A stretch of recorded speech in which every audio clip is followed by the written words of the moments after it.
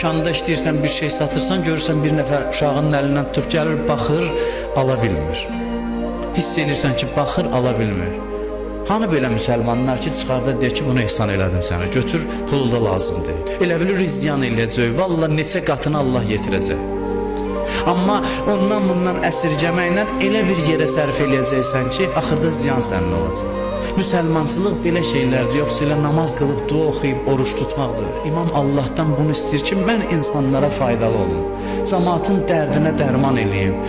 Əlimdən gəlsə, imkanım varsa pulla. Pulum yoxdur, bir gedirəm, bir görürəm, biri yorulub, 30 durum maşınına ona aparım. Bir nəfər yol keçir, əlində yük var, yükü götürüm, əlindən aparım. Bir nəfərin gözü görmür, əlindən tutum, yol keçirdim. Nə ilənsə insanlara xeyir verim. Heç nə əlimdən gəlmir, dua eləyim. Dua eləyək, hamısını, insanların hamısını nəzərimizə gətirək. Hətta bizə pislik eləyənləri də dua eləyək. Əsas budur ki, ehsan ruhu insanda olsun.